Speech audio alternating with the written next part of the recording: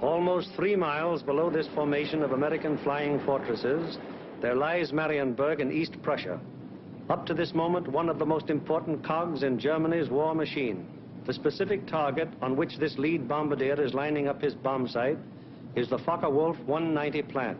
Up to this instant, this aircraft factory has been accounting for almost 50% of Germany's total FW-190 fighter assembly. Bombs away. Tons of bombs rain down in a tight pattern of destruction. This, remember, is no area attack. It is an assault on one single target, and any bomb that falls outside that target has failed to achieve its purpose. The assembly of fighters in this Focke-Wulf factory has come to a sudden and violent end. To many, the bombing of Germany probably seems to be little more than a series of capricious adventures, one attack unconnected in any way with the one that preceded it or the one that will follow it. It is easy for the average citizen to envision the positions of ground armies because of maps like these, which make the positions of the contesting forces quite clear. It is harder to express so graphically the progress of a bombing program. Yet there is a real line in this battle of Germany, not a geographical front, but an industrial one. In the British Isles, there are the Allied air forces. On the European continent, we have Regensburg, Marienburg, Bremen, Oschersleben, Warnemünde, and Kassel. These are the major German fighter assembly plants, and as such are actually the center of Germany's industrial defense line. However, these are only the places where the aircraft is assembled into the finished fighting machine.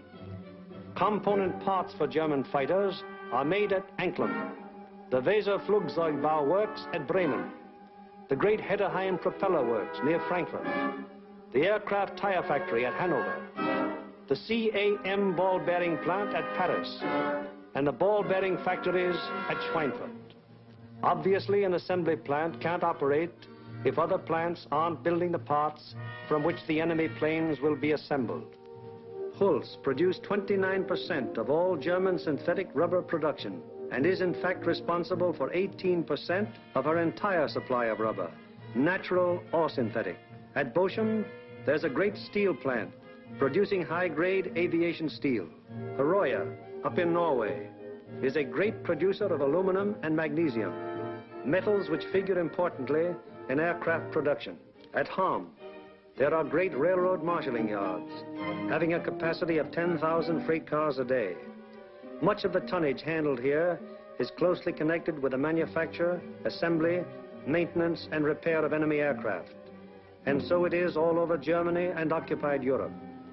Everywhere there are plants and installations that contribute directly or indirectly to the making of German aircraft. Industrial bastions which must first be ripped apart before the enemy's armies can be destroyed.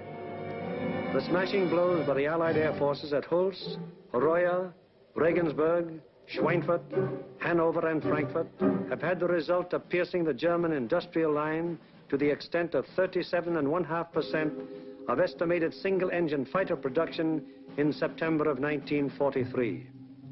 If this rate of drop continues, there can be only one result: the eventual disappearance of the Luftwaffe as a defensive force. But these attacks have had other far-reaching effects.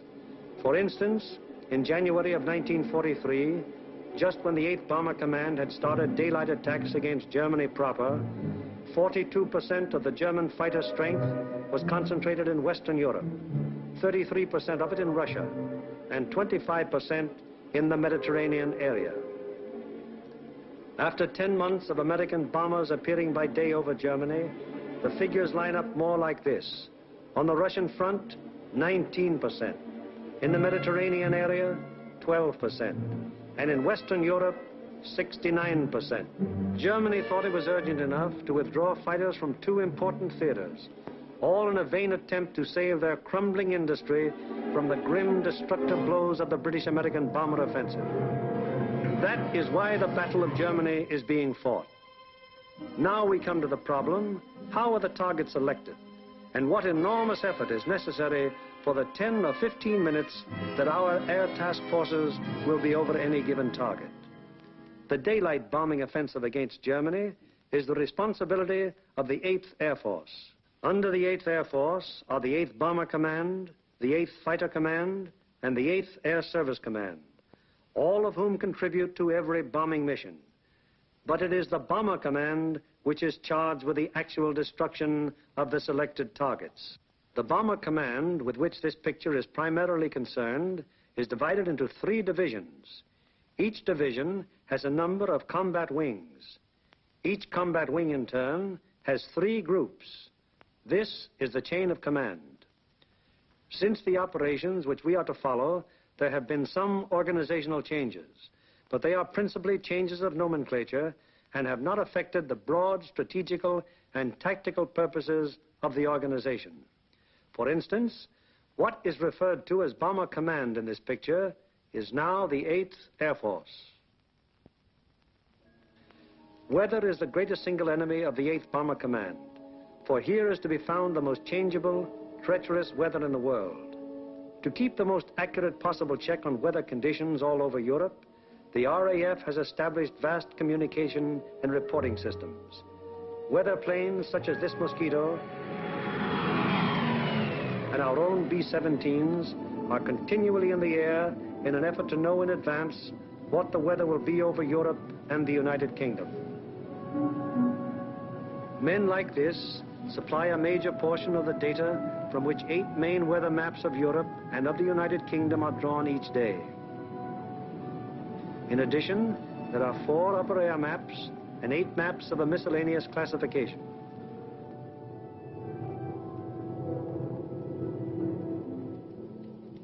In this room, all weather information is collected, coordinated by the RAF, and sent out by teletype to every responsible command.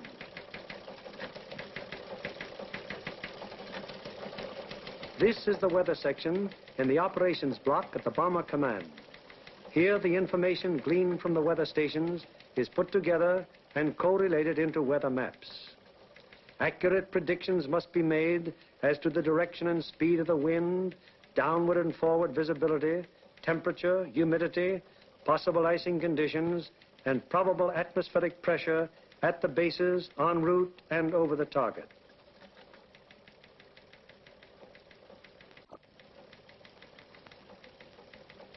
Upon the findings made in this room will depend whether or not there will be an American bombing of a German target tomorrow. This is the operations room of the Bomber Command. Here is where the wheels are put in motion for any American bombing attack. Right now, the officers you see are waiting for the commanding general's morning conference. They are the A3, or operations officer, the operational intelligence officer, a weather officer, and other members of the staff.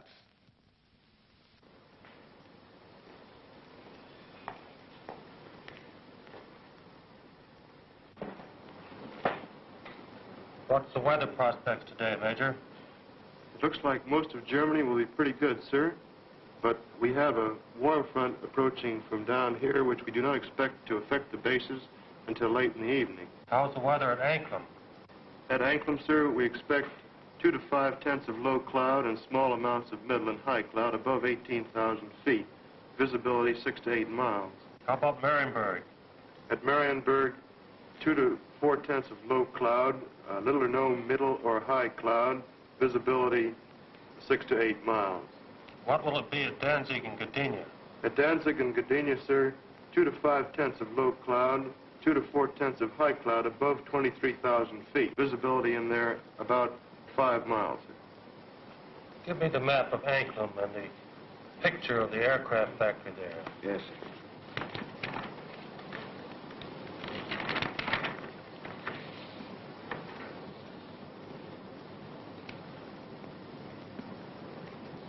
All right, Marienburg, the Focke-Wulf factory. Yes, sir.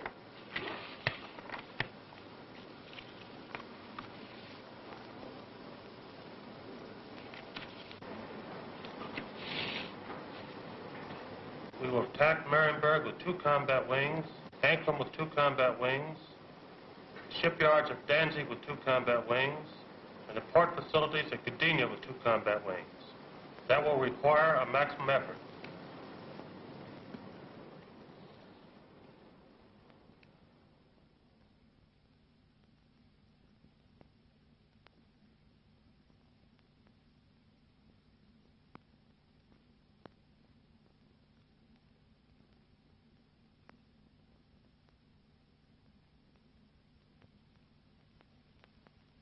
Now the various specialist officers then go into action.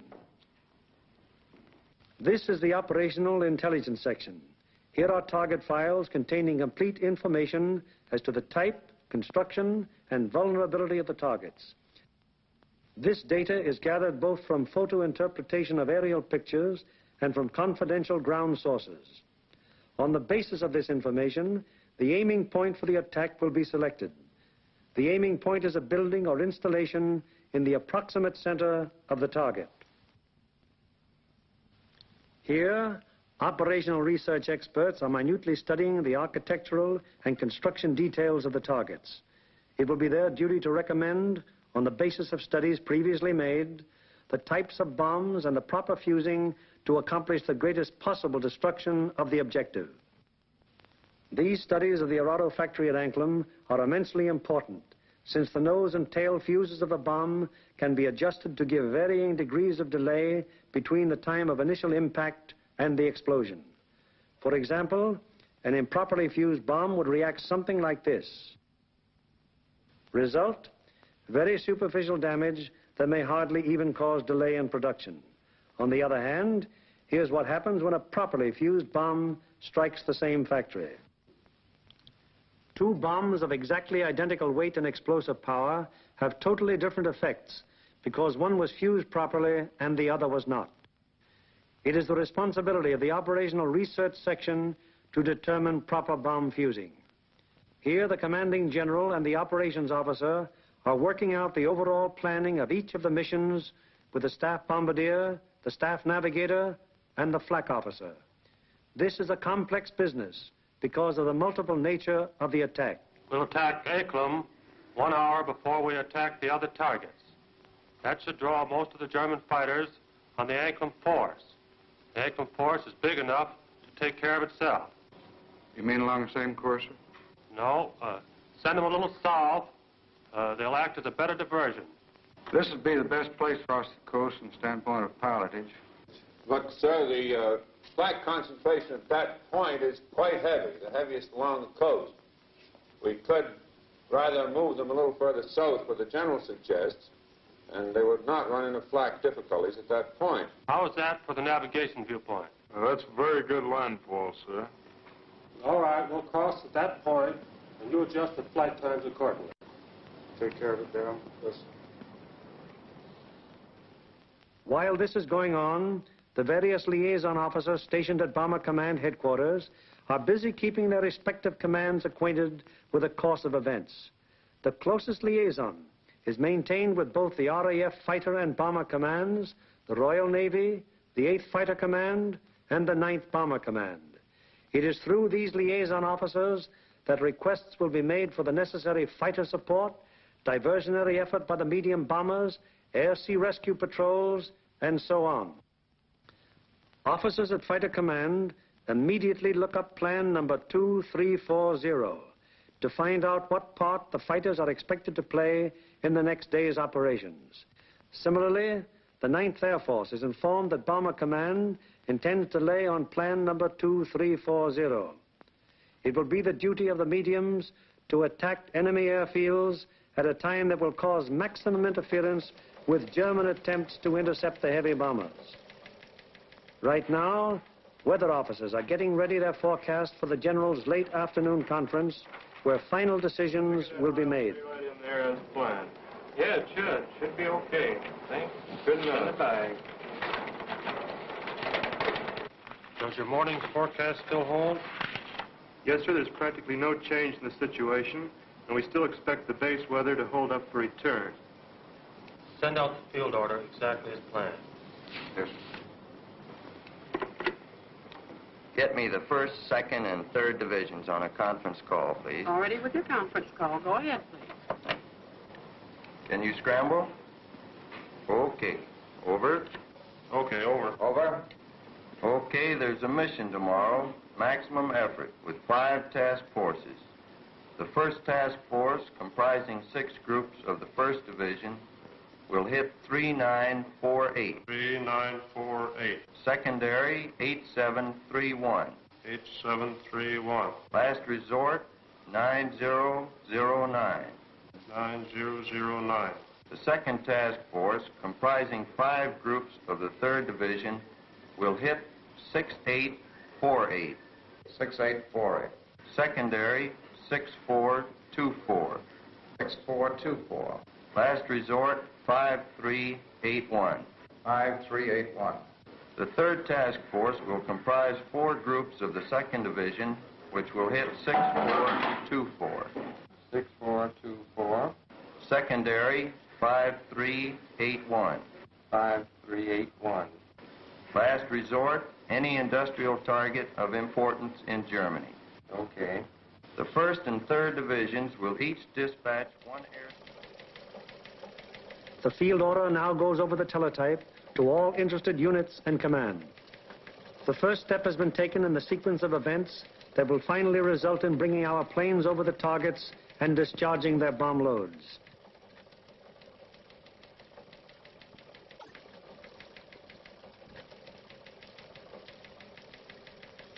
Command has conceived the mission and laid out general plans and routes. Division now plans in detail what command has ordered. The actual time of assembly of the various task forces is determined. The combat wings are assigned to their specific task forces, and the routes from assembly to rendezvous points and the target are charted. Many considerations go into the selection of the routes. Here is the commanding general of the 1st Division, which you will remember has 2 targets for tomorrow, Anklam and Gdynia. Control point here at 0 hour. Another control point here for the northern unit, 0 plus 40 minutes. The other friend there... From that timing, where will that put our northern force at the time that our southern force hits CIP? The northern force should be about the east coast of Denmark at that time, sir. It looks like we're going to catch all the fighters on the southern force, aren't we? Looks very much that way, sir. I think we'd better bend that route around so it's headed towards Berlin. If we can pin those German fighters down in Berlin until we can get started home, they'll never catch us. At the 2nd Division, the target for tomorrow is Danzig. Danzig, eh? That's fine. How many ships will we have tomorrow? Well, sir, if you recall, General, on our last mission we had heavy battle damage, and not all those aircraft are repaired yet. Call up the wing commanders and have them put pressure on the groups to get their maintenance crews to work on these ships tonight and get every possible airplane on the line in the morning. The 3rd Division, which will have for its targets Marienburg and Gdynia. Looks pretty good, sir. We're going to be right over a lake there for a good checkpoint at the turn. We're going in against the sun. The sun will be at our back, sir. Defenses at the target. Major Frost, what about the flak defenses? Sir, at the upper target, there are 24 guns. That approach is good. The lower target isn't defended by heavy guns. No heavy guns whatever at Marienburg. None, sir. The division's operations officer bases his precise plans on aircraft and crews available at the various groups. He then calls the combat wings to give them advance information before the field order actually arrives. Operator, give me combat wing for the conference, please. Okay. Scramble. Over. Okay. Over. Over. For tomorrow, 1st Bomb Division will be called on for 2 task forces. First task force will be made up of 2 combat wings on targets 3948, 3948. 8731, 8731. last resort 9009. Lead group in this task force. Okay, ready to scramble? Over. Okay. Over. There'll be a mission tomorrow, and I want 2 groups from each combat wing. The target will be primary 6424.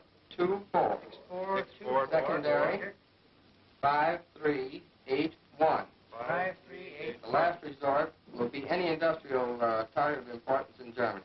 Okay.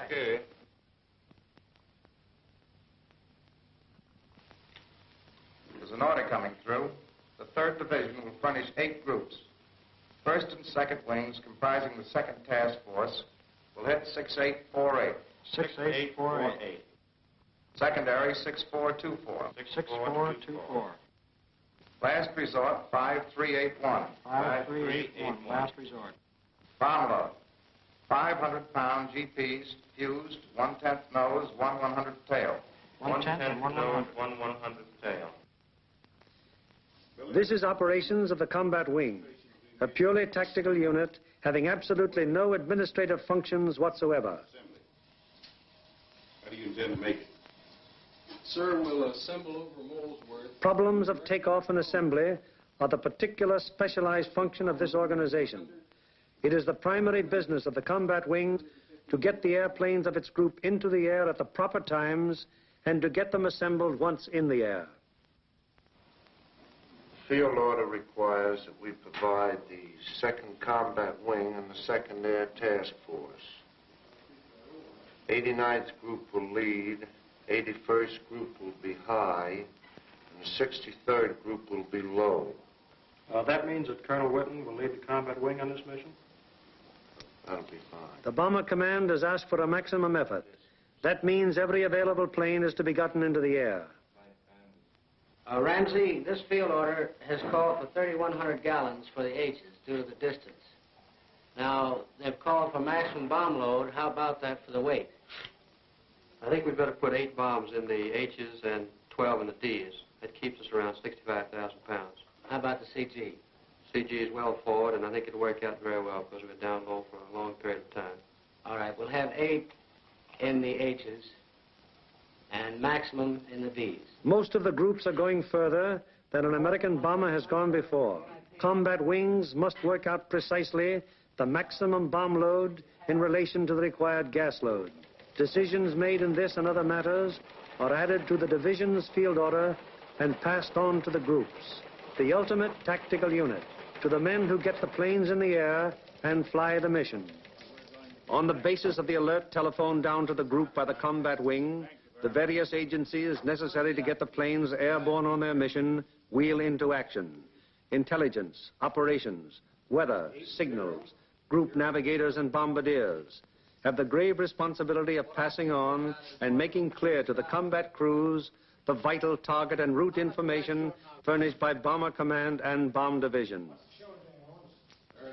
The proper information folders, maps, weather maps and charts, and photographs have to be selected by the various group officers, and then the information therein passed on to the crews. In dispersal areas, ground crews are getting their planes in condition to fly the mission.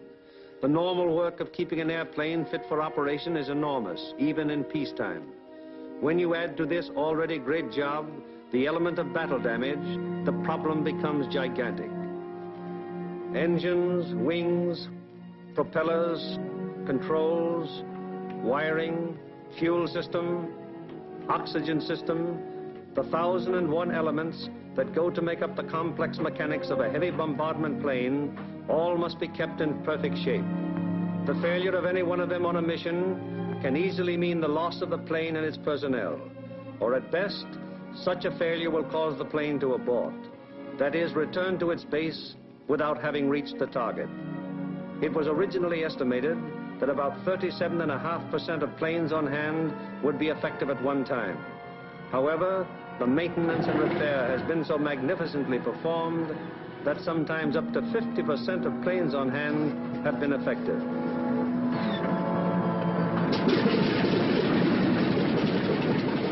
Ordnance is already at work, getting the bombs in their racks and loading ammunition onto the plane. These are 100-pound incendiaries.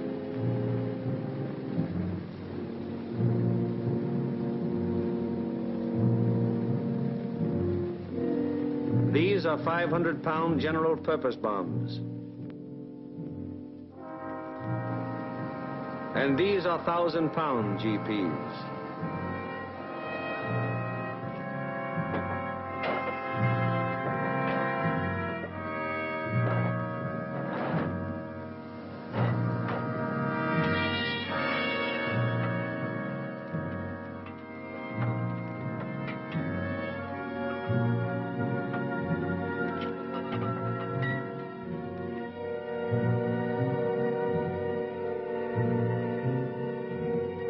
bombs have to be placed in their racks very carefully.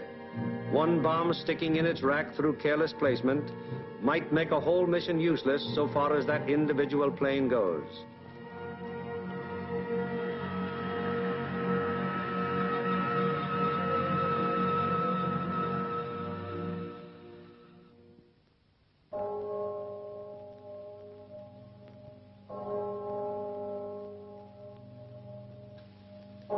Three o'clock in the morning. All over England at this exact moment, American air crews are being roused from their sleep. Okay, fellas, roll out. We have a mission this morning. Breakfast in half an hour. Captain Kirk, Captain Thompson, Lieutenant Bushka, Ackerson, Alloway, and Hawker scheduled to fly. We'll snap it up. 3 o'clock. This is a hell of a time to get a man out of bed. You said it, Doc.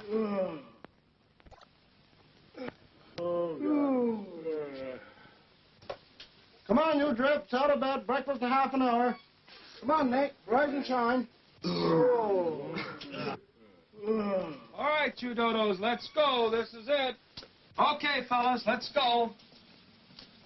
Come on, Swifty, get it out. Let's go. Go, you guys. Hit the deck. Breakfast at 4, briefing at 5. Let's go. That's fine. Just when I had a 48-hour pass coming up. Good deal. Can't you guys? You're running my beauty sleep. Through the cold of the English early morning, the combat crews go to their mess. They have no idea where they're going yet, but they know they'll be taking off in about 4 hours.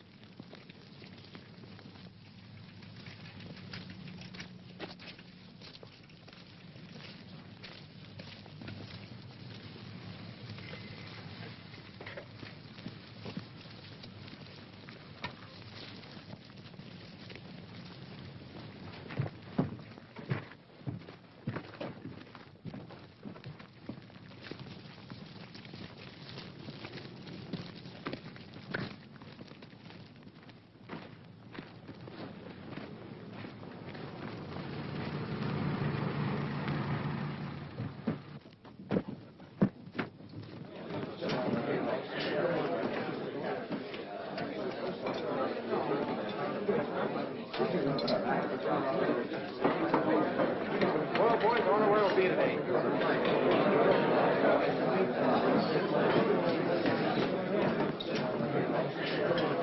How do you figure those Jerrys will be today? What do you think, Doc? They'll be shooting at us. Sometimes I don't think those Jerrys got proper respect for us. Well, what do you expect, Buster, the way you shoot? Gee, look who's talking. You couldn't hit a cow in the flank with a bow feather. Yeah, how about those 2 Jerrys I slapped down over Swainford? I'll tell you what happened there. They heard that I was on a tailbound and they fainted from fright, that's all. And so it goes. The 4,000 men who will go on this mission all know it will be a rugged deal. For some of them, it's their first mission. Others are veterans of many. Happy to get through. Now, at all the groups in the Bomber Command, the air crews are assembling in the briefing rooms to learn the target for today. Okay, boys, let's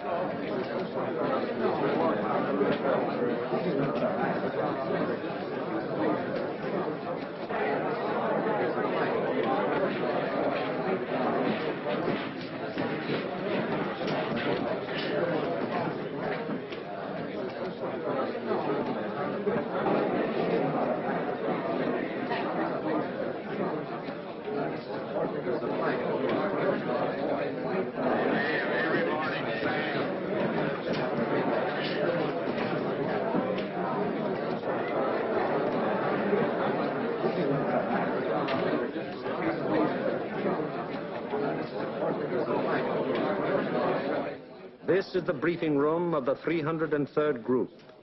Here in a few minutes, the nature, locale, and route of today's mission will be made known to the men who fly it.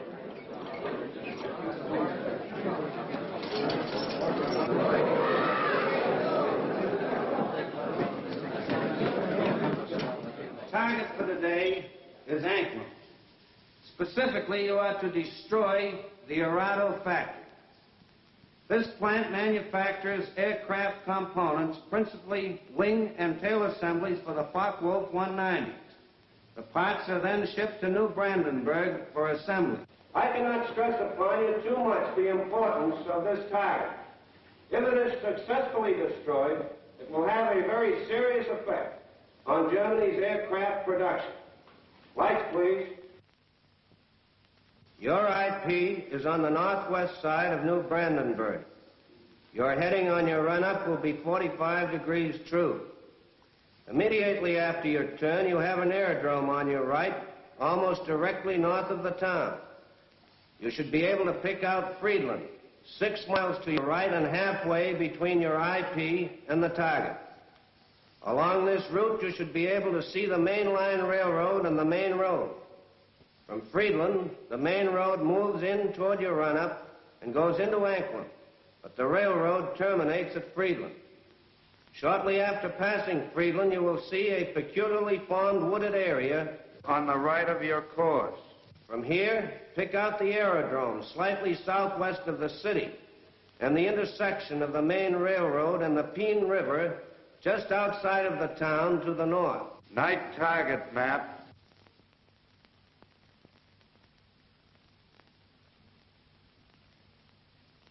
Your target is across the railroad, beyond the town, in the area formed by the bend of the river.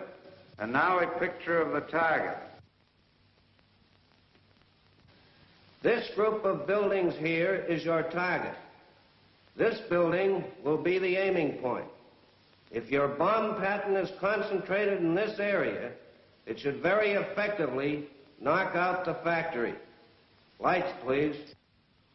At the 379th, the intelligence briefing continues. Eight groups will bomb from an altitude of 13,000 feet. We feel that this low altitude will be equalized by the element of surprise which is with us, and it should ensure a thorough and complete finding of the target. Another task force is hitting the FW-190 assembly plant at Marienburg. If the two missions are successful, 65% of Jerry's remaining FW-190 production and assembly facilities will be destroyed. At the 384th, Other forces are attacking submarine yards, aircraft assembly plants, and units of the German fleet at Danzig and Gdynia.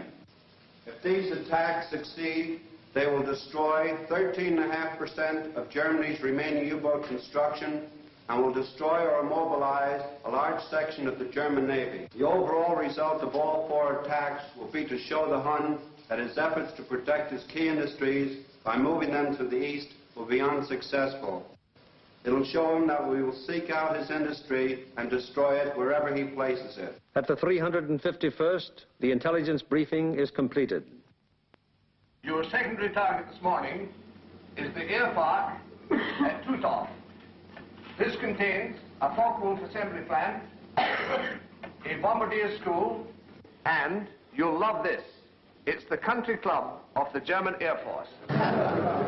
Should you be unable to bomb either of those two targets, then in that case, you'll attempt to bomb the last resort target, which is the Hankel assembly plant at Rostov. This is the only complete Hankel unit in North Germany.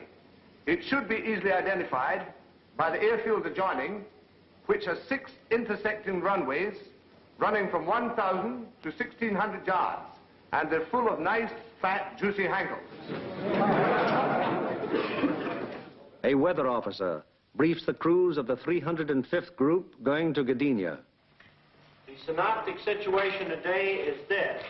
We have a high-pressure system centered over northwest Europe, up here near Finland, extending southwestward down across the British Isles, causing an influx of south and southwesterly air going up in this direction, hence causing little or no cloud in the area up there and toward your target.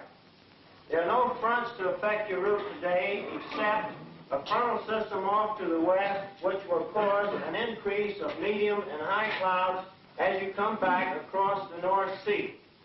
Lights, please. At takeoff time, there will be 0 to 3/10 low clouds, also a layer of high clouds above 23,000 feet, 4 to 6/10 in amount. Also a middle layer of clouds in there between 10 and 12,000 feet. These medium and high clouds decreasing out over the North Sea to 3 to 5 tenths each in amount. The low clouds will increase as you go out toward the North Sea to 3 to 5 tenths. Base 1,500 to 2,000 feet, tops 4 to 5,000 feet. There will be some fog patches over England, visibility 1 to 2 miles, except in those fog patches 500 to 1,000 yards. Visibility increasing rapidly out over the North Sea and the remainder of your route to 4 to 6 miles. The high clouds continuing 3 to 5 tenths, and also the middle clouds on toward the target, decreasing to nil at the target. Low clouds continuing 3 to 5 tenths, decreasing to 2 to 4 tenths at the target. Base 2,000 feet, tops 5,000 feet. Visibility 4 to 6 miles. The temperature at bombing altitude minus 26 degrees centigrade. The freezing level on your route out 12,000 feet over the North Sea with light rime in the middle clouds. As you return back to base, that freezing level will lower to about 7,000 feet, continuing light rime in your middle clouds. Now, on the return route, weather will be very similar to your route out, except your clouds increasing in amount as you proceed back across the North Sea.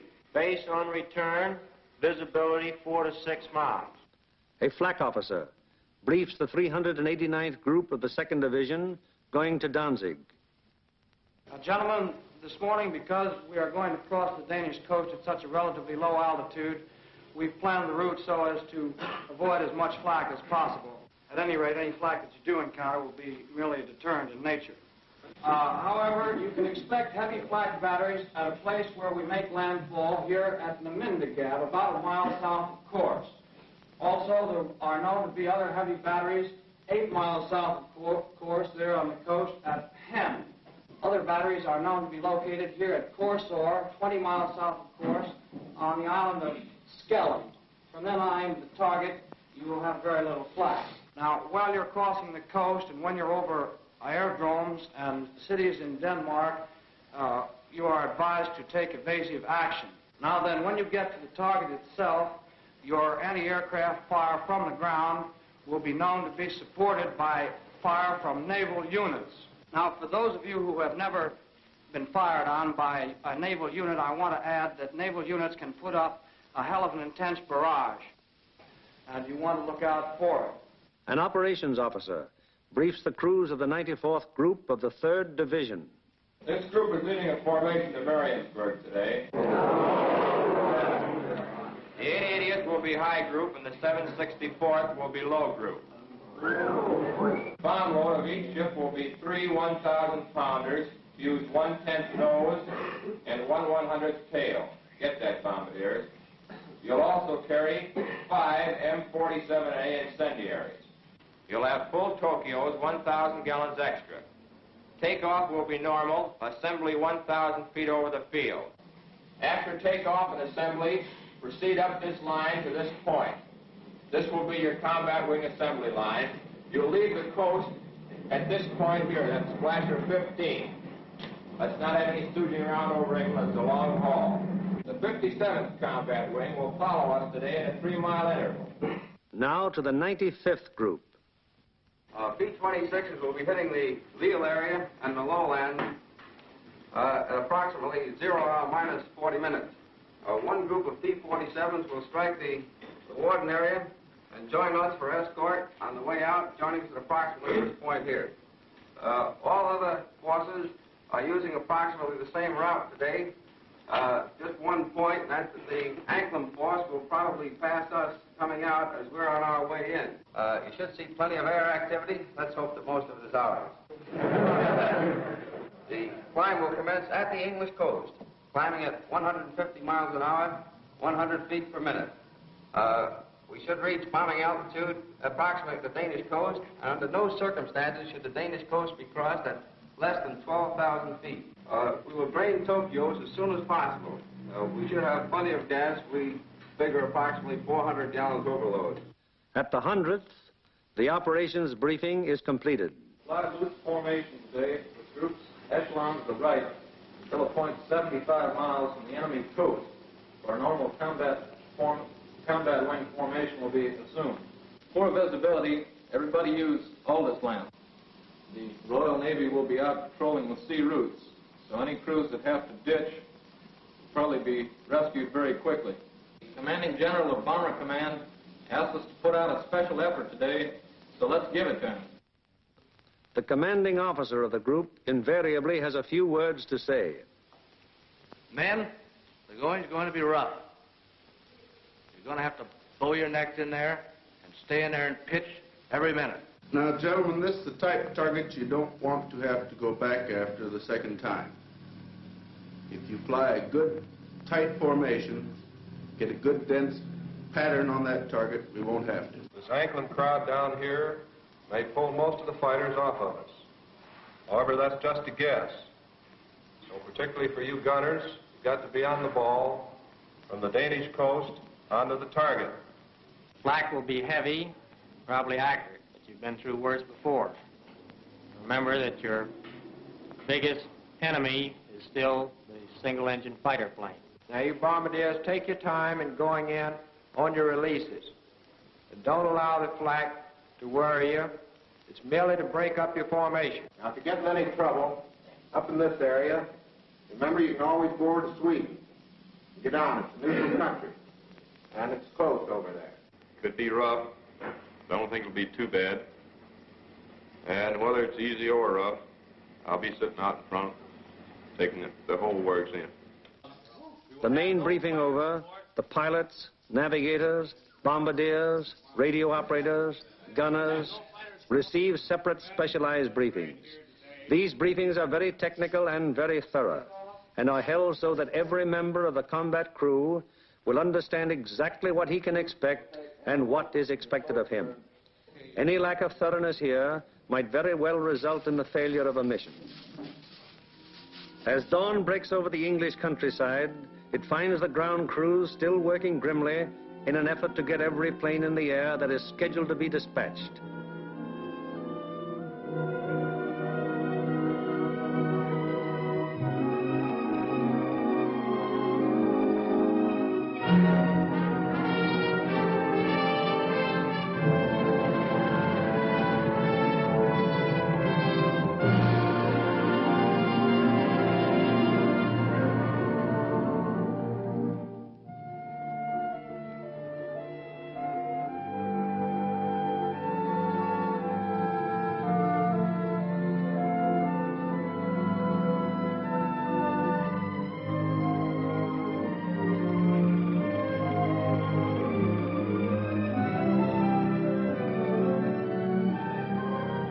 These men take as fierce a pride in their planes as do the air crews. To each of them, it is a personal tragedy, reflecting in some way on their capabilities when their airplane is forced to turn back without having completed its mission, or when they have been unable to get an expected plane ready in time for a mission. It's getting on to the time when the combat crews go to their planes. Here they are in the crew room, putting on their flying clothes. Clothes and equipment especially constructed to ward off the intense sub-zero cold which they will encounter so shortly.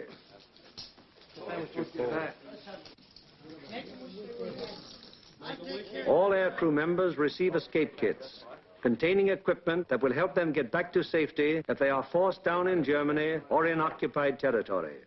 The pilots, co-pilots, navigators and bombardiers are also issued battle folders containing the maps which will be of such vital importance to them in the prosecution of the mission. The men turn in all personal papers and valuables, which might serve to give the enemy information in case of capture.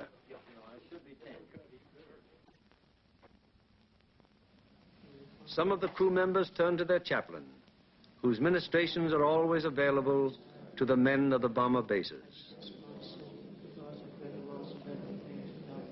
Most of all, is the effort of thee, O my God, for all who concern all my love. I firmly resolve with the help of thy gracious assistance, confess my sins to penance, and live my life. Amen. Misericorde vestra omnipotens Deus et mystificais vestus perduca vos ad vitam aeternam. Amen. Indulgentiam absolutionem, mission peccatum vestra omnipotens.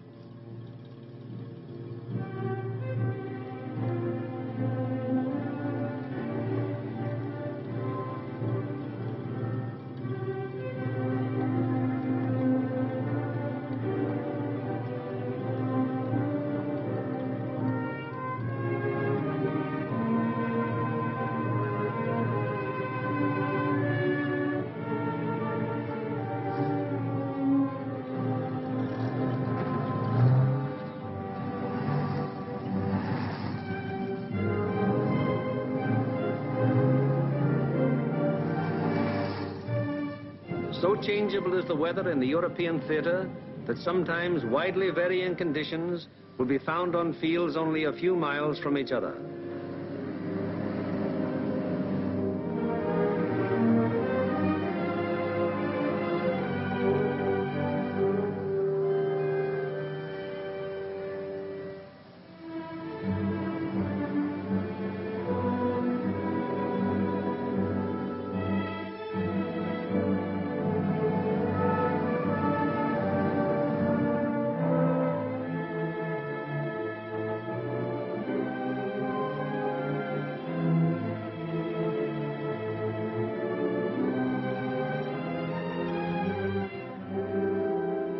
And now the last briefing of all, the final intimate conference around each airplane as the pilots recheck the details of the mission with their crews. Crew members have ceased to exist as individuals. They are now 10-man teams, and on the excellence of their teamwork will depend the success of the operation.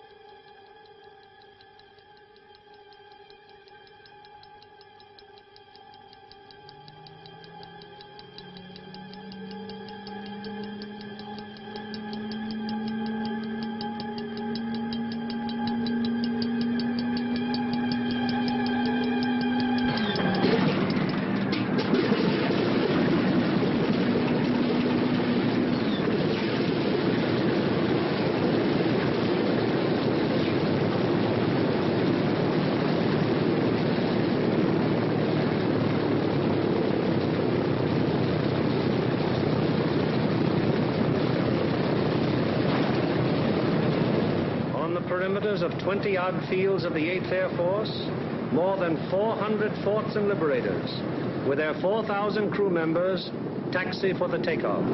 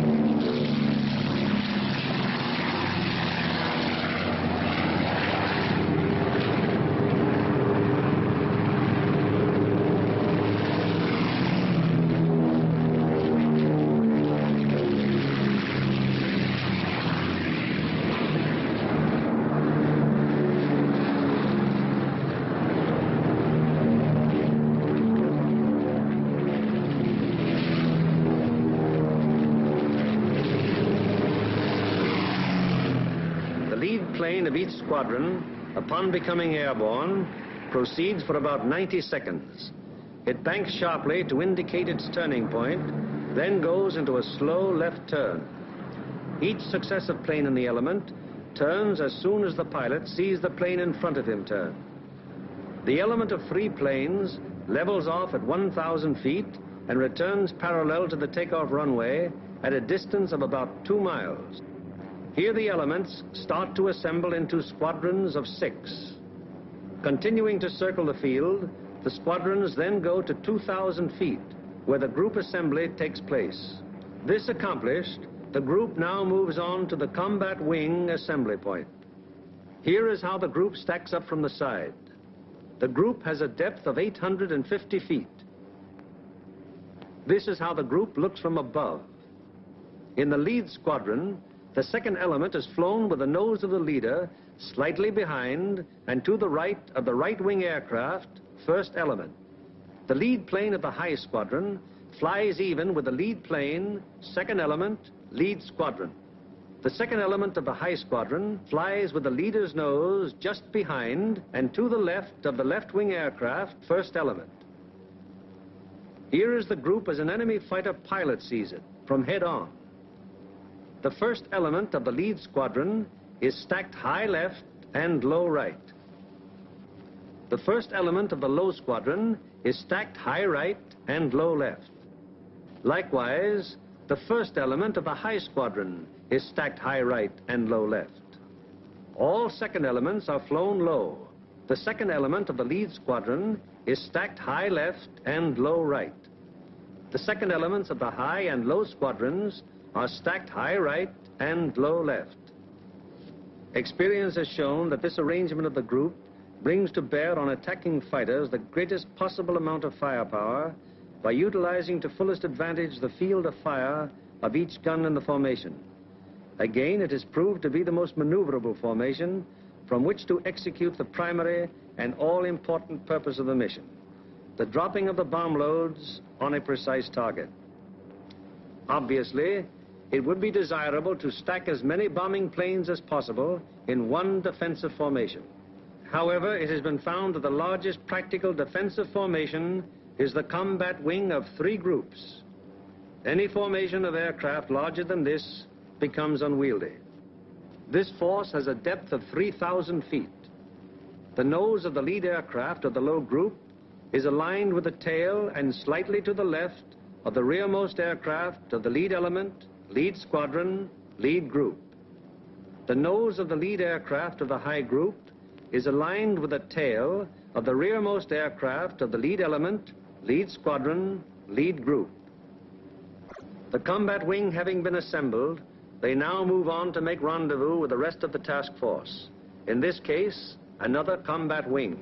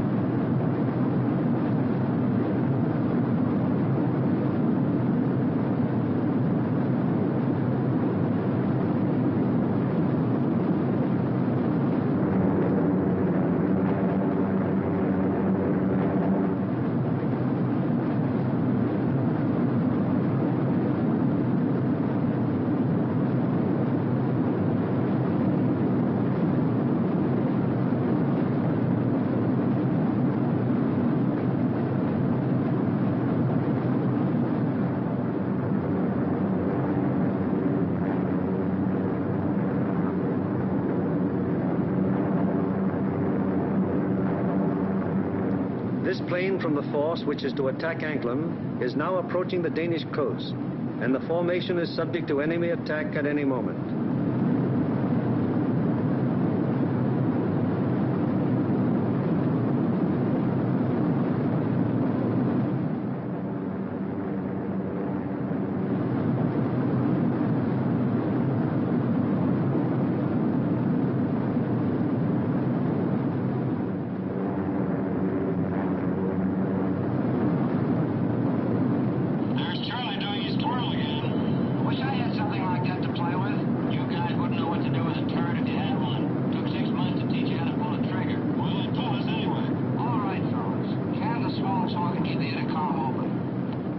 It is now 10:30 hours, and Denmark has been penetrated to some distance without any great opposition as yet. So far, there has been only some light and inaccurate flak at the coastline. Some flak guns have opened up on us.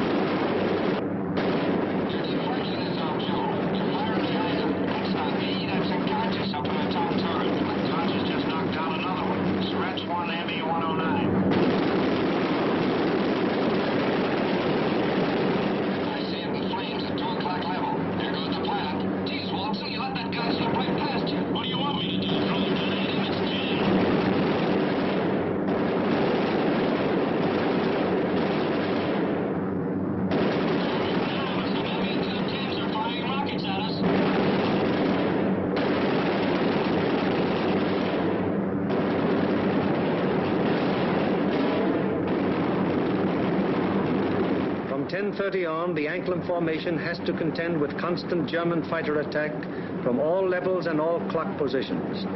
During this time, the gunners aboard the fortresses knock down fighter after fighter. However, the gunnery of the forts, no matter how sensational it may be, is only to ensure the successful performance of the mission. It is not the job or purpose of forts or liberators to seek out action with enemy fighters. They merely defend themselves against enemy fighter attack so that they can destroy their target and bring their crews back safely to their home bases.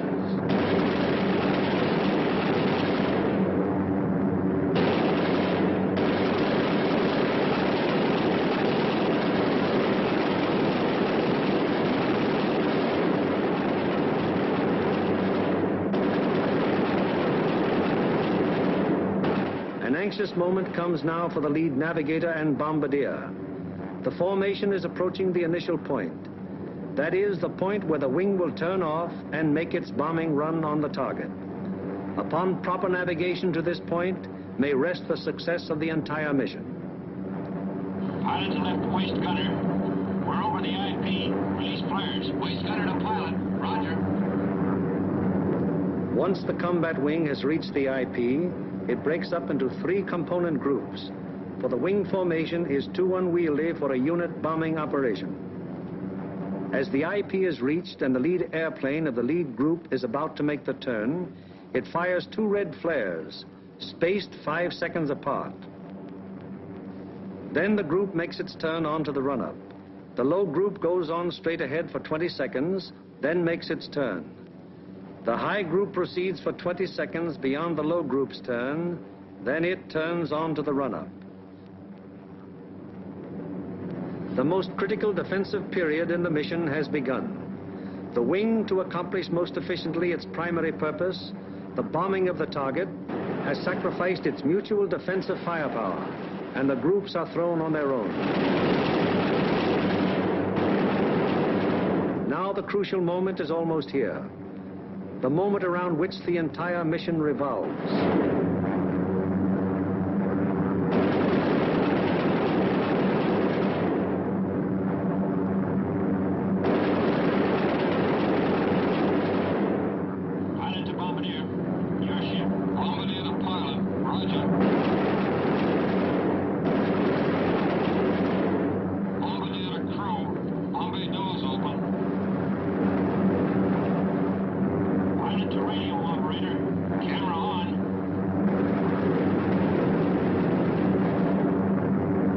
Bomb bay doors open, the group is committed to its attack.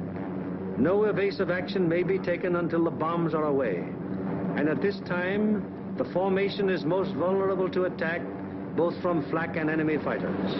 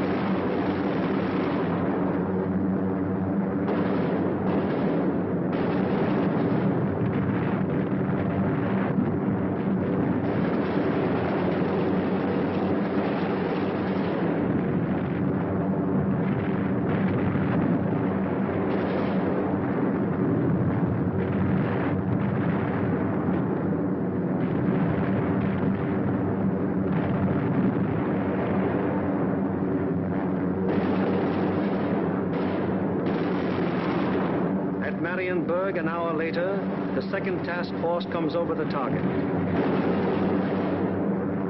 Bombs away.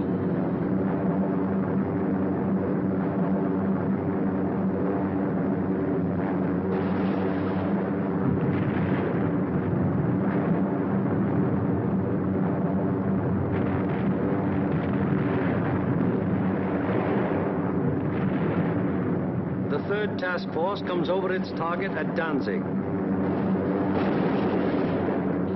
Bombs away.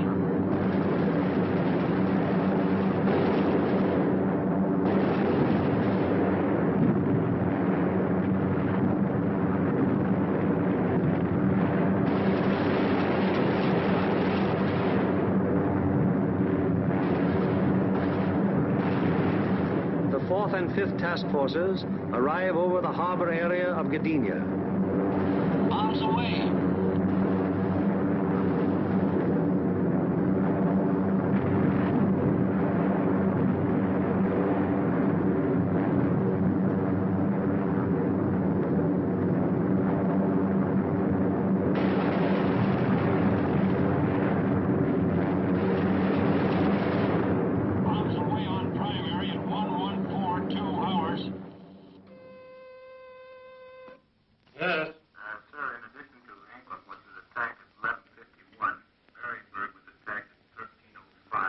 It is standard procedure for the group leader to inform Bomber Command the moment the target has been attacked. Bomber Command, in turn, promptly informs the commanding general of the 8th Air Force. Laker, I have the additional information. I reported to you that Anklam was attacked. Well, all primaries were attacked. We received strike messages on all primaries. Danzig at 1307, Marienburg at 1305, and Gdynia at 1311. Yes? Yes, sir. I'll advise you as soon as they land. After getting bombs away and closing the bomb bay doors, the groups can now defend themselves again, at least to the extent of evasive action against the flak and fighter attack.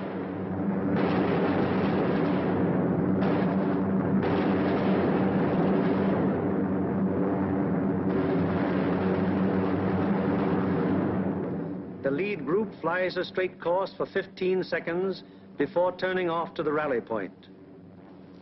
The lead group then proceeds to the rally point at an indicated airspeed of 155 miles per hour, making S-turns meanwhile to permit the trailing groups to catch up. The lead group crosses the rally point at a height 1,000 feet lower than bombing altitude. The succeeding groups will close with the lead group as quickly as possible to regain the defensive combat wing formation. The following groups need not necessarily pass exactly over the rally point in regaining wing formation. In the meanwhile, the marauders take off to fulfill their part in the day's operation.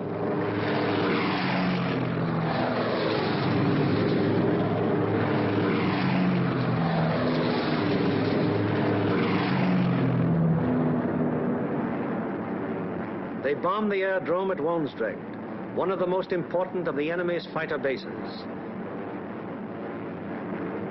This blow by the medium bombers is timed so as to provide the maximum interference with the enemy's capacity to intercept our withdrawing heavy bombers. Last off are the fighters. Their great speed will enable them to reach the Leeuwarden district in a short time, sweep the area clear of enemy fighters, then give the heavy bombers withdrawal support from the enemy coast home. At the fields, it's getting on towards the most nervous of all times, the estimated time of return. Everyone who stays behind sweats out this period at the end of each mission.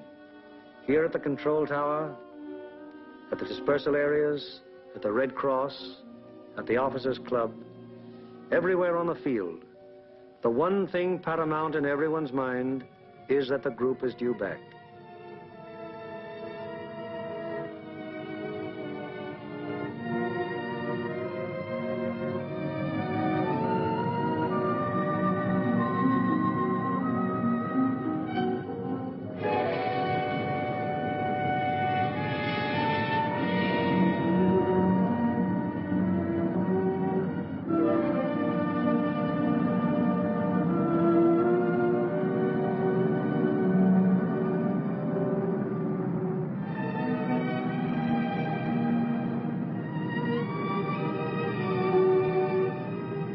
Went out to attack the target. How many have returned?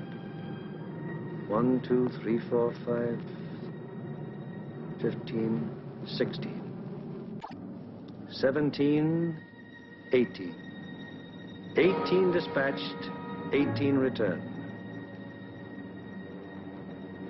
23 dispatched,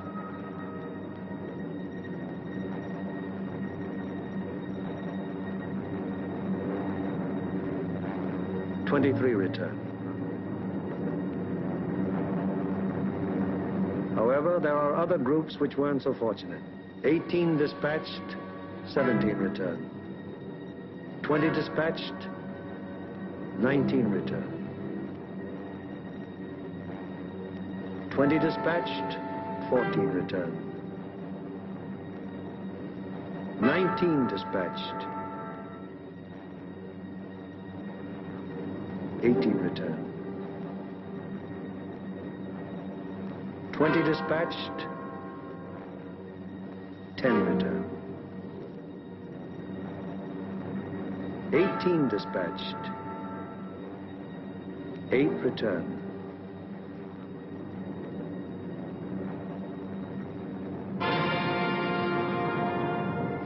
Flares dropped from aircraft signal the presence of wounded aboard. These airplanes are given priority in landing.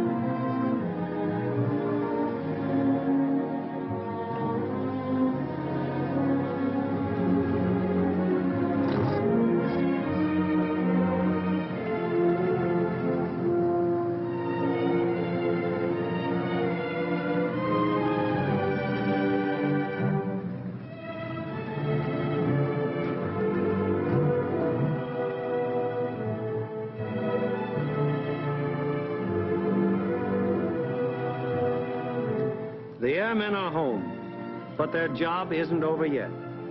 Before they can go to their billets for a well-earned rest, they must first undergo one of the most important phases of any mission, interrogation. It is highly important to question the crews at the first possible moment after the mission, while their impressions and memories are still fresh.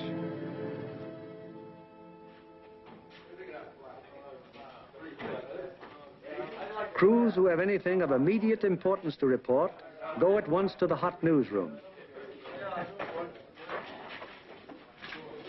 Hello, boys. How are you?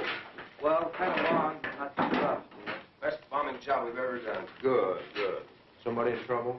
Yeah, we saw a 1B-17 go down there just before we made landfall. Where was that? Well, that was at 5240 north. 5240, yes. 1 degree, 50 minutes east. 0150 east. Yes, and what time was it? That was at 1524. And was that a G-fix? That was a G-fix, yes. And we had the radio operator get on the MFDF section. He sent in the coordinates of the fix. Good. And I had my radio operator turn on his IFF to emergency when we saw it go down. Okay. And what happened? Well, the ship went down, apparently under control, and saw it hit the water. Yes, I was looking through the glasses, and I saw 2 dinghies come out, and 10 men, apparently all okay, Major. Good. And what altitude were you? We were at 5,000 feet at the time. Okay, anything else? No, settle up for a cup of coffee. It's waiting for you, boy. Thank you.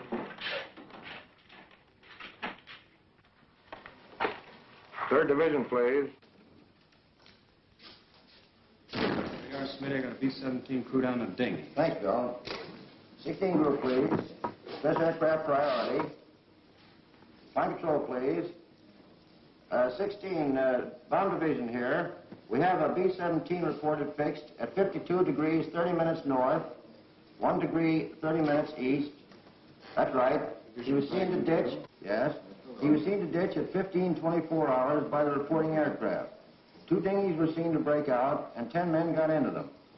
The reporting aircraft was at 5,000 feet. Yes, that position's an MF fix. Okay, 16. Thank you.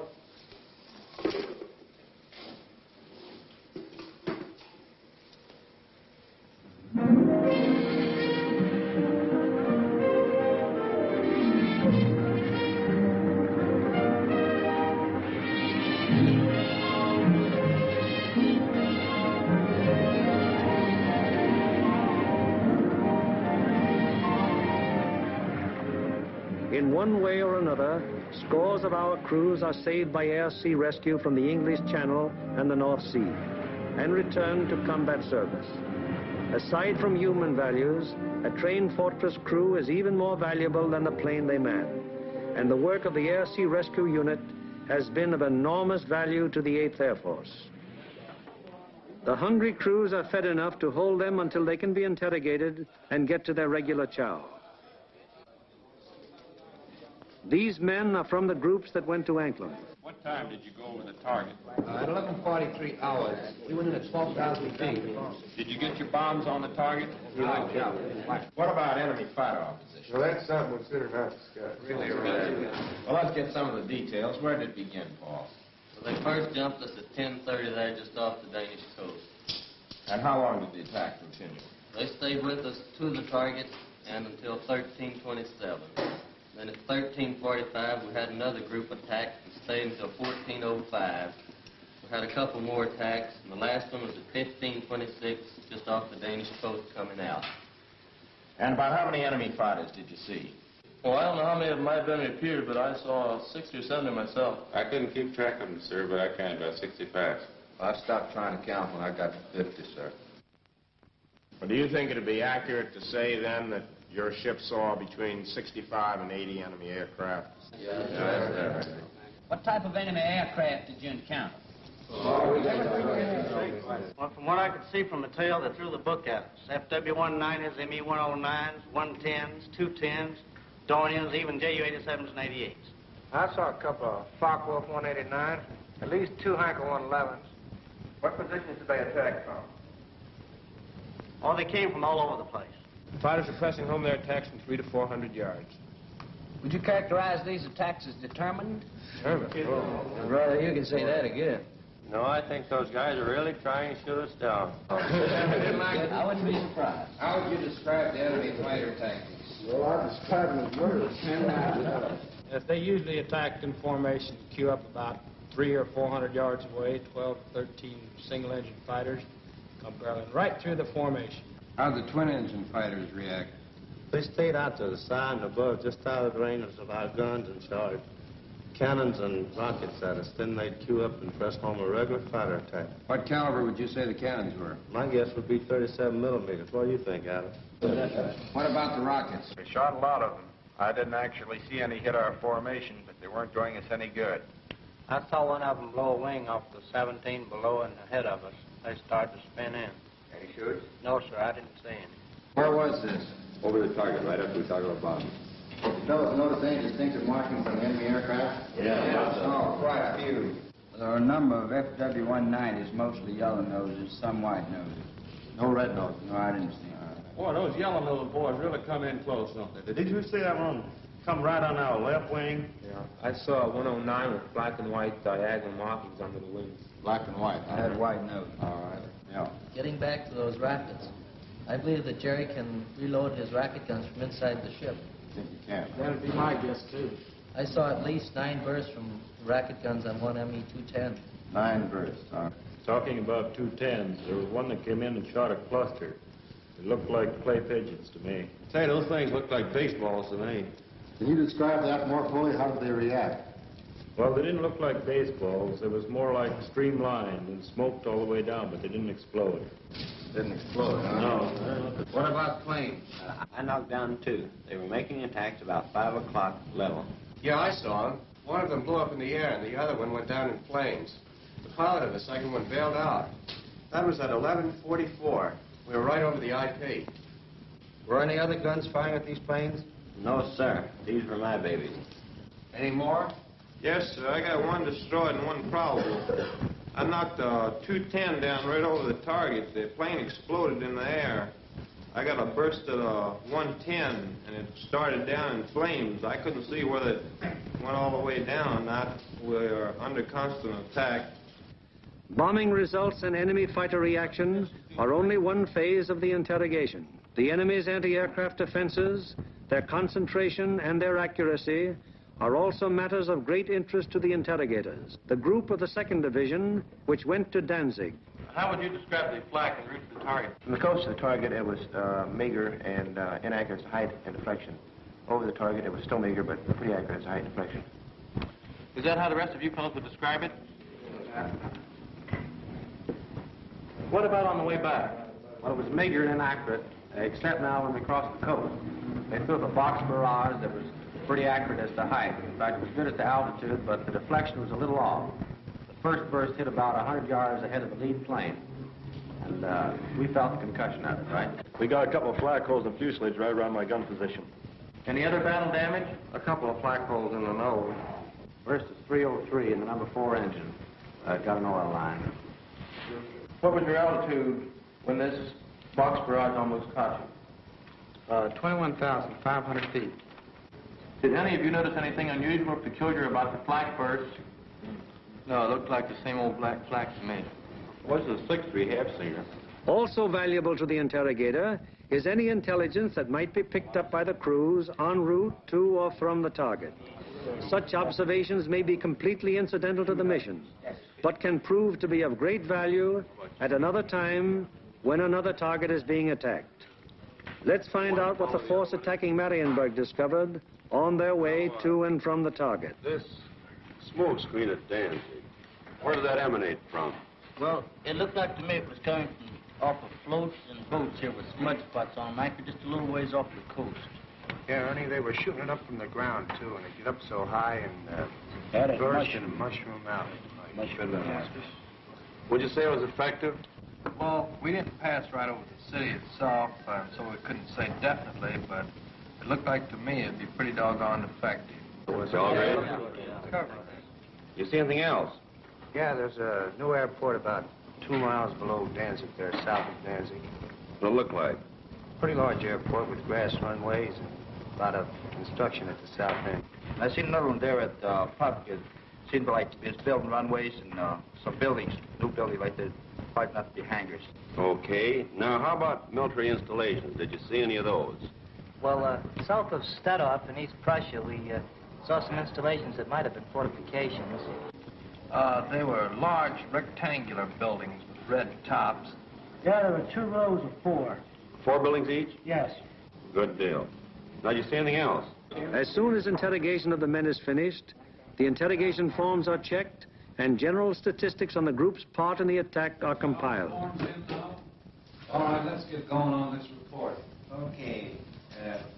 B, number of aircraft dispatched. 20. C, number of aircraft attacking the primary target. 20. Hello, I want the A2 duty desk. Hello, this is Norgan 492. Got a flash teletype report for you. You ready? The organizational flow which we have observed throughout this picture has now begun to operate in reverse. Information obtained from the crews is evaluated in divisional critiques, conferences in which all responsible group and divisional officers carefully inspect the detailed record of the mission, discuss any failures that may have occurred, and plan to prevent their recurrence. After a particularly large or important operation, there will be a command critique, with the 8th Air Force Commanding General presiding.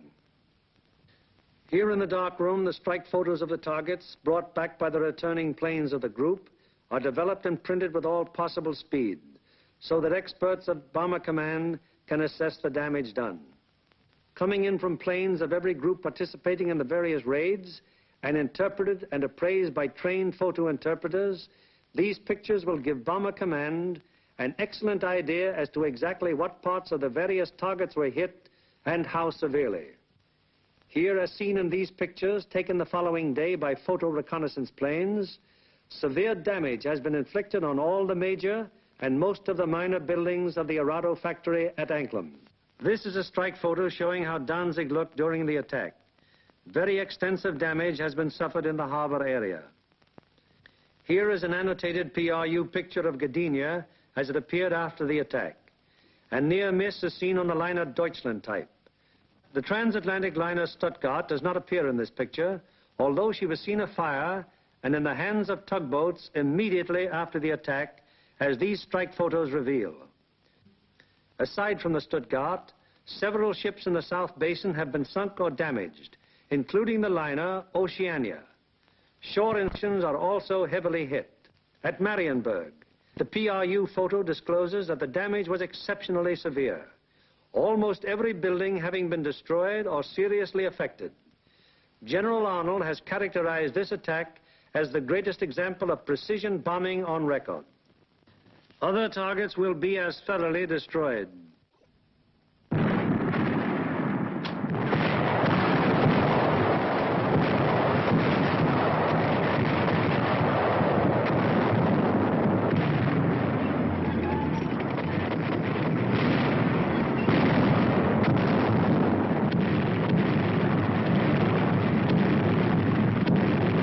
Today, while the invasion armies are pressing the Battle of Europe, the Battle of Germany continues.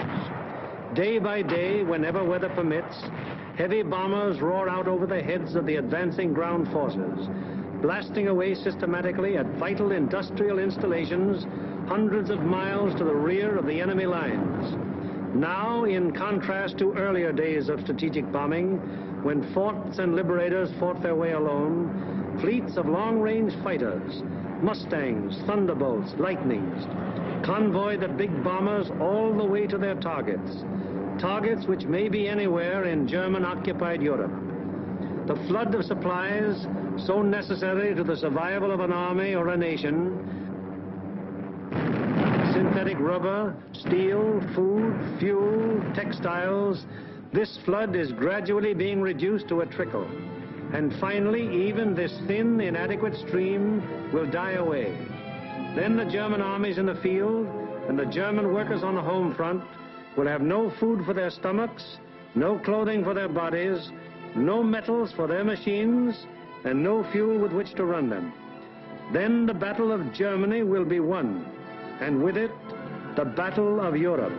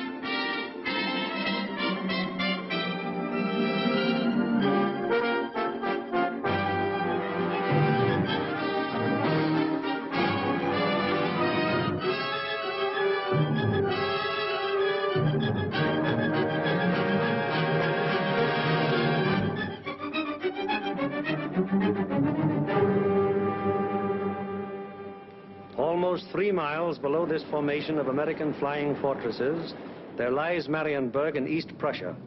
Up to this moment, one of the most important cogs in Germany's war machine. The specific target on which this lead bombardier is lining up his bomb sight is the Focke-Wulf 190 plant. Up to this instant, this aircraft factory has been accounting for almost 50% of Germany's total FW-190 fighter assembly. Bombs away. Tons of bombs rain down in a tight pattern of destruction. This, remember, is no area attack. It is an assault on one single target, and any bomb that falls outside that target has failed to achieve its purpose. The assembly of fighters in this Focke-Wulf factory has come to a sudden and violent end. To many, the bombing of Germany probably seems to be little more than a series of capricious adventures, one attack unconnected in any way with the one that preceded it or the one that will follow it. It is easy for the average citizen to envision the positions of ground armies because of maps like these, which may be related into weather maps. Accurate predictions must be made as to the direction and speed of the wind, downward and forward visibility, temperature, humidity, possible icing conditions, and probable atmospheric pressure at the bases, en route, and over the target.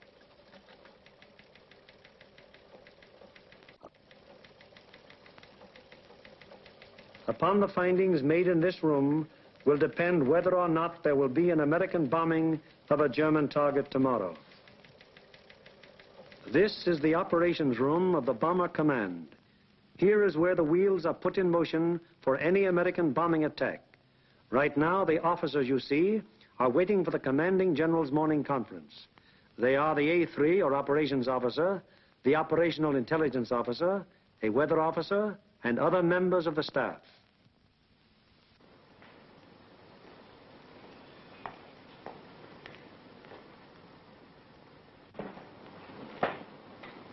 What's the weather prospects today, Major?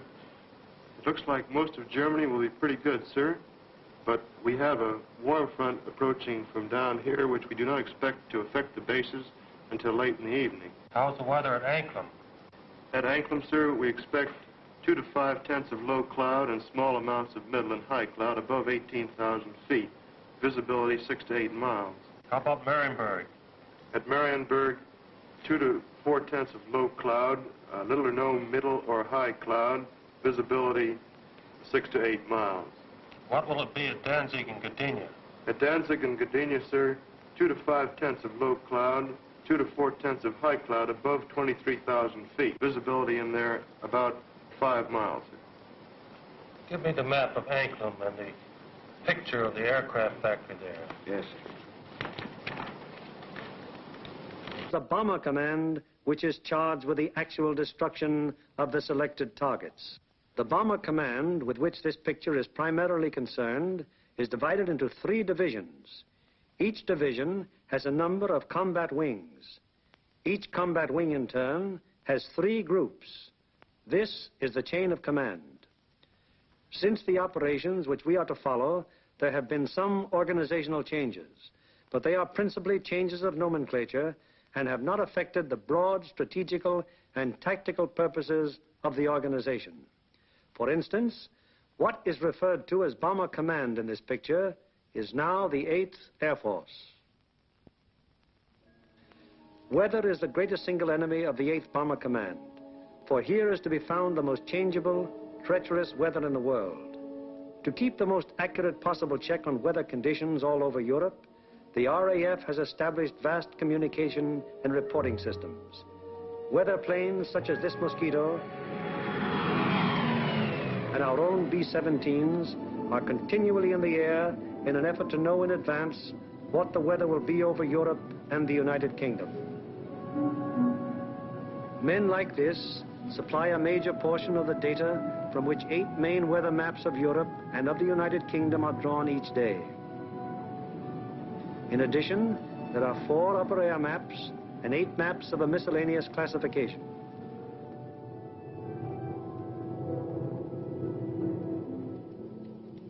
In this room, all weather information is collected, coordinated by the RAF, and sent out by teletype to every responsible command.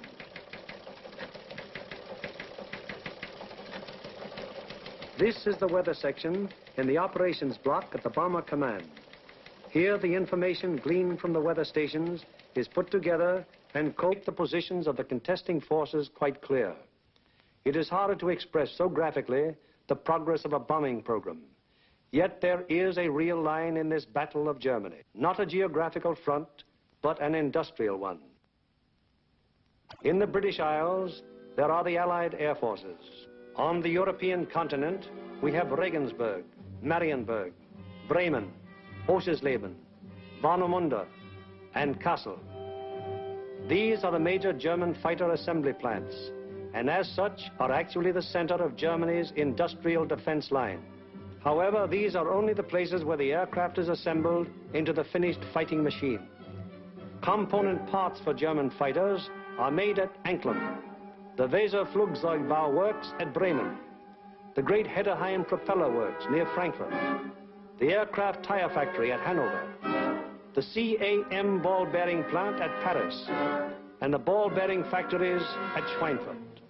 Obviously, an assembly plant can't operate if other plants aren't building the parts from which the enemy planes will be assembled. Hulse produced 29% of all German synthetic rubber production and is in fact responsible for 18% of her entire supply of rubber, natural or synthetic. At Bochum, there's a great steel plant producing high-grade aviation steel. Herøya, up in Norway, is a great producer of aluminum and magnesium, metals which figure importantly in aircraft production. At Ham, there are great railroad marshalling yards, having a capacity of 10,000 freight cars a day. Much of the tonnage handled here is closely connected with the manufacture, assembly, maintenance, and repair of enemy aircraft. And so it is all over Germany and occupied Europe. Everywhere there are plants and installations that contribute directly or indirectly to the making of German aircraft. Industrial bastions which must first be ripped apart before the enemy's armies can be destroyed. The smashing blows by the Allied air forces at Hulse, Herøya, Regensburg, Schweinfurt, Hanover, and Frankfurt have had the result of piercing the German industrial line to the extent of 37.5% of estimated single-engine fighter production in September of 1943. If this rate of drop continues, there can be only one result: the eventual disappearance of the Luftwaffe as a defensive force. But these attacks have had other far-reaching effects. For instance, in January of 1943, just when the 8th Bomber Command had started daylight attacks against Germany proper, 42% of the German fighter strength was concentrated in Western Europe, 33% of it in Russia, and 25% in the Mediterranean area. After 10 months of American bombers appearing by day over Germany, the figures line up more like this. On the Russian front, 19%. In the Mediterranean area, 12%.